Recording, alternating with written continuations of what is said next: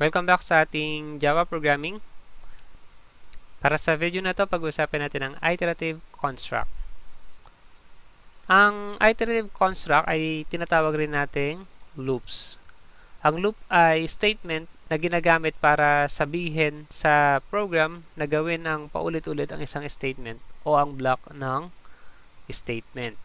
Ang block ng statements ay isang sequence ng operations na pine-perform ng magkakasunod.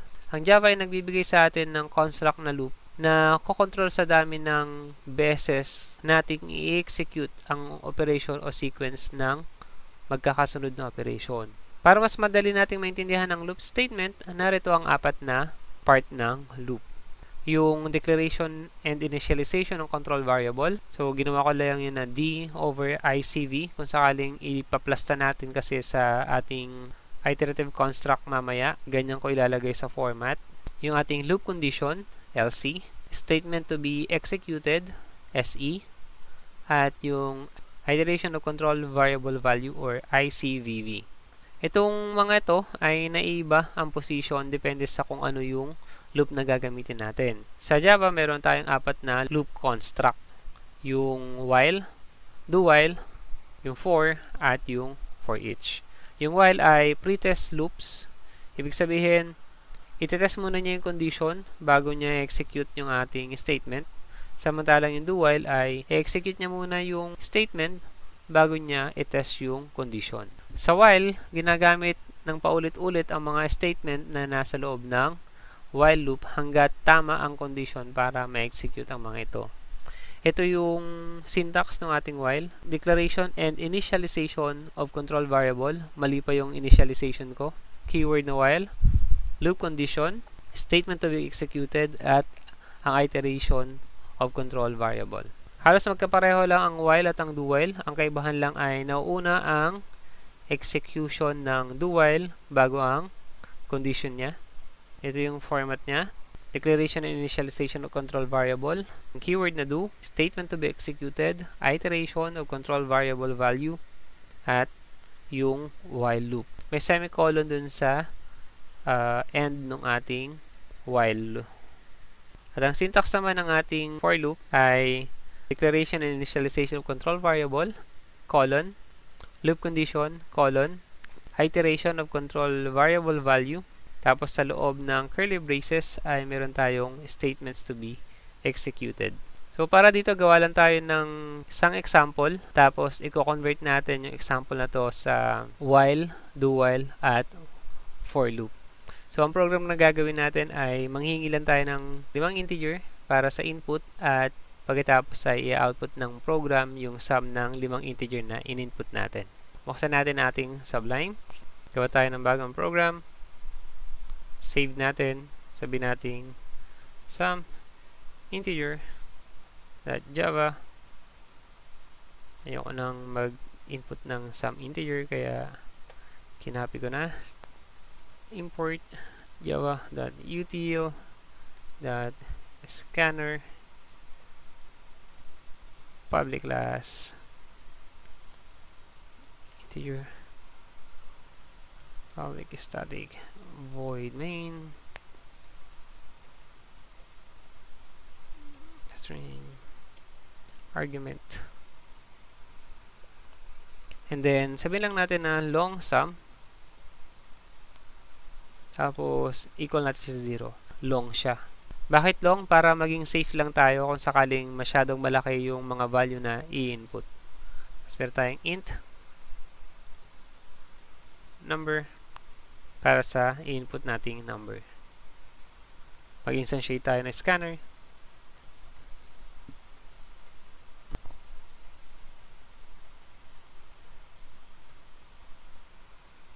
Tapos hingi tayo ng input.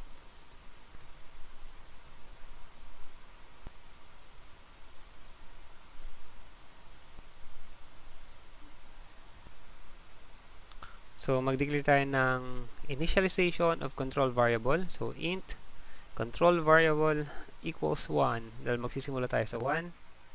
Tapos, para dito, while lang muna ang ating gagamitin. While control variable is less than equal to 5. Hingi tayo ng input number equals to input dot next int. Tapos sabihin lang natin na sum is plus equals number. Okay? And then, saka natin yung iteration ng ating control variable. Ang purpose ng iteration ay para matiyak na in the future ay mamimit natin yung condition na to. Kapag hindi natin na-meet at a certain point of time na nag-loop tayo, itong condition, magkakaroon tayo ng infinite loop. Kaya kailangan natin maintindihan itong iteration natin ay dapat mag-i-stop sa condition na to in the future. Sige. So, ito yung ating part ng while. Initialization of control variable. Ang ating loop condition. Ito yung mga statements. Actually, statement rin ito. Pero, inihiwalay lang natin at tinatawag natin tong iteration. Gawin natin, compile natin ito at i-run. Java.java.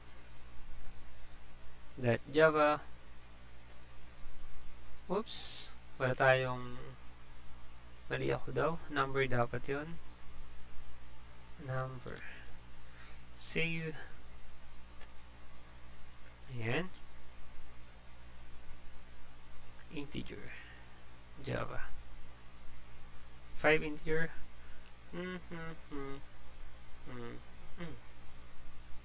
Ay, wala akong system.out.println.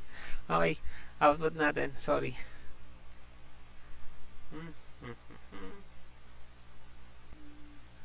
The sum of 5 integer is and plus sum. Okay, save. 1, 2, 3, 4, 5. Hello. Nag-run ako, hindi ko pa kino-compile. Okay. 5, 6, 7, 8. 1. Oops, mali. 101. 13 plus 5, 18, 19, 20 plus 81 and 101. So, tama tayo. Para naman sa do while, modify lang natin to. Tapos, copy natin. Okay. Itong while na to, dadali lang natin sa baba. Ayan.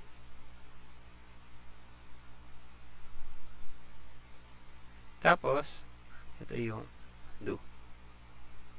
Ito yung do while statement. Initialization of control variable. Yung ating do. Yung ating keyword na do. Ang ating statement. Tapos yung ating condition sa while. Handa natin, meron yung semicolon. So, save natin yan. Balikan natin yung CMD natin. Compile at i-run.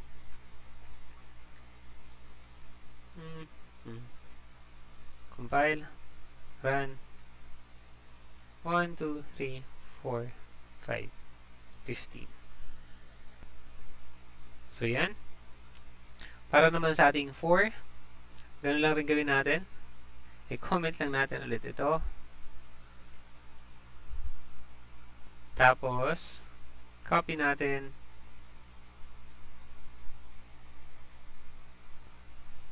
Pero, ito ay gagawin nating 4. Ayan.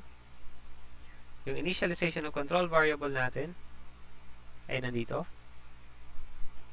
Ang loop condition natin ay nandito. At ang iteration natin ay nandito.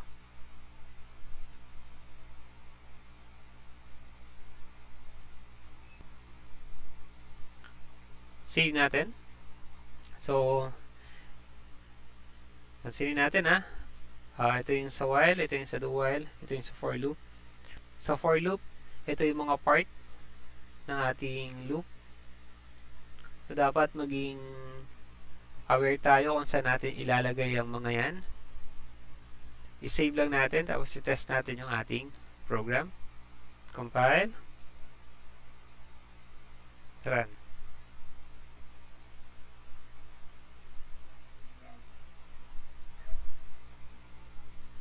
Ayan, 15. So, ayan yung implementation natin ng ating mga loops. Ang susunod na tanong nyo naman siguro ay, ano ang dapat ninyong gamiting loop? So, sa tatlong ito, ano yung dapat nyong gamitin? Ang sagot dyan ay napakasimple. Kung ano yung mas komportable kayo, yun yung gamitin ninyo. Okay? Ang kadalasan sa mga nagsisimulang mag-program ay for loop yung kanilang nakasanayan. Pero may mga pagkakataon na gamit ka ng while at do while. So, meron tayong for each na loop. Ma-appreciate natin yan kapag nandun na tayo sa ating array. Pwede rin tayong gumawa ng loop sa loob ng isa pang loop. Tandaan lang natin na ang paggamit ng loop within loop ay sa sitwasyon na meron tayong two-dimensional na presentation ng ating data o kaya ay kailangan natin gamitin ang isang data item para pagko-compare ng data item sa loob ng data item, paggagawa ng operation ng isang item mula sa isang list ng item.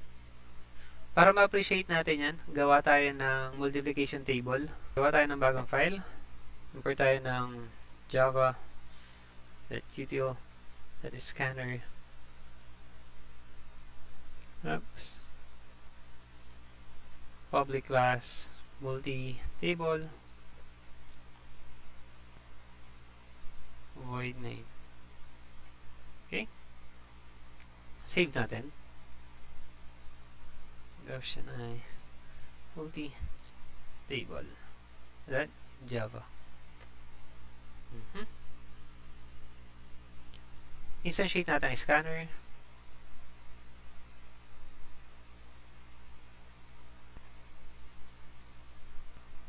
Yung read ng table, counter x, at saka counter y para sa ating counter ng horizontal at saka vertical. Magpa-input tayo ng table with system.out.print enter the width of your table. Tapos sabi natin table width equals input dot next int. So, tandaan lang natin na yung external loop natin ay para sa horizontal presentation. Kaya ito ay pwede natin sabihing y-axis. Para dito, for loop lang gagamitin natin para mas ma-organize natin. Sabihin natin na si counter y equals sa 1. Magsimula siya sa 1. Tapos si counter y is less than or equal sa table with counter y plus plus. Okay? Tapos, copyhin lang natin to para naman sa ating inner. Yung inner ay para sa ating x naman yan, yung horizontal naman. So, dito ay vertical, dito ay horizontal. X, X, X. Ayan. Tapos, i-output lang natin yung ating multiplication ng ating counter x at counter y. Ayan. At syempre, para sa new line, mag-output lang tayo ng print line. Oops. Dapat print line din to. Hindi, tama, print lang yan. Ito ay print line na walang laman. Oops. Ayan. Save natin yan. I-compile natin at i-run. Java. Uy. Counter daw. Mali spelling. Ayan.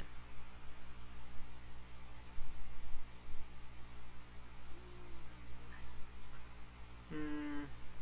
1, 2, 3, 4. Kung gusto natin lagyan ng space, siyempre dito, maglagay tayo ng plus. Ayan. Save.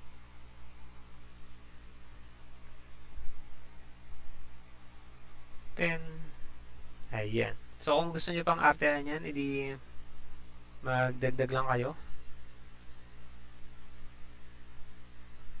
Dito, pwede kayo maglagay ng if statement kung gusto nyo. If ito ay greater than or equal sa 100, mag-system.out.print tayo ng tatlong space. 1, 2, 3. Kapag 10 naman,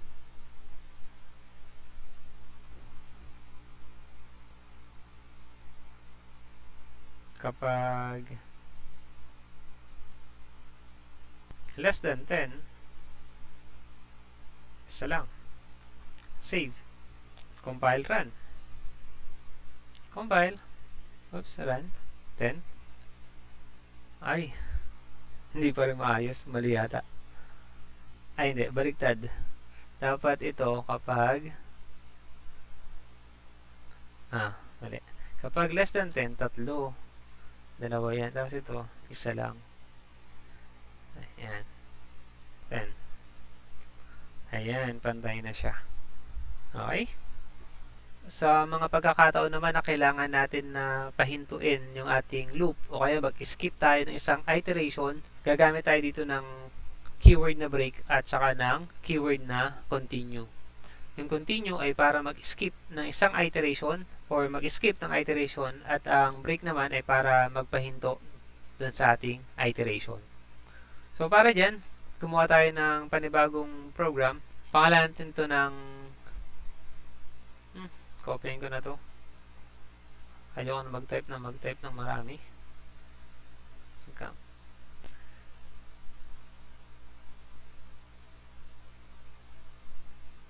Ayan. Palitan natin to. Ang pangalan nito ay continue break loop. Okay?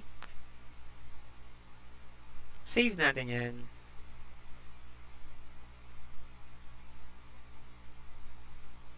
.java. Hindi ko na kailangan tong input na to. Tsaka ito. So, mag-declare lang ako ng integer na x equals to 1. Okay, tapos sabihin natin while x is less than equal to 10. Siyempre, ang gusto ko lang naman dyan ay system.out tapos x plus plus. So ito, ang gagawin lang na ito ay mag-output lang to ng 1 to 10. Output muna natin. Compile. .java.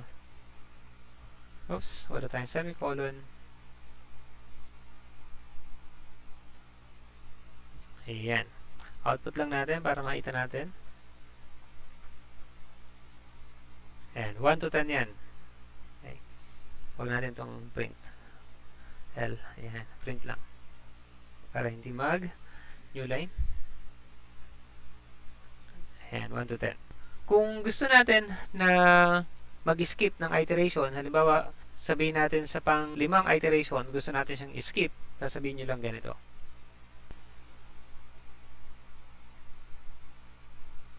If x equals to 5, kasi pang 5 iteration, sasabihin lang natin na x plus plus, tapos sabihin natin na continue. Kung sakali magkabaliktad dito, ayan, tapos na unang ma-recognize itong continue, ang mangyayari ay hindi mababago yung ating x. So magpapabalik-balik tayo dahil hindi natin na lalagyan ng iteration yung ating x na yan. So kailangan mag-improve muna ng value yung x bago tayo mag-continue. Okay? So, para dyan, compile natin.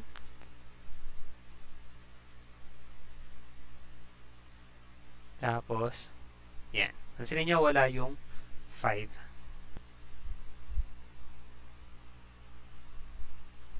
So, para naman sa break, halimbawa, gusto nating hanggang 4 lang o hanggang 5. Sasabi lang natin break. At ang mangyari dyan ay ganito.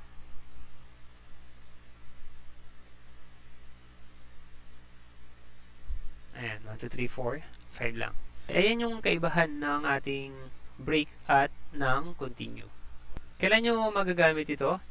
Magagamit nyo ito kapag meron kayong malalakihang list. Lalong-lalo na kapag nasa array kayo. Nag-search kayo ng items sa array. So, kapag nakuha nyo na yung sinesearch ninyo, dapat huminto na yung ating iteration. So, doon nagiging beneficial yung ating break at saka yung continue na keyword.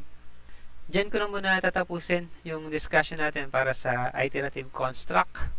Sa susunod na discussion natin, pag-uusapan na natin ang methods. Sa ngayon, yan lang muna. Magkita tayo sa susunod. Until next time!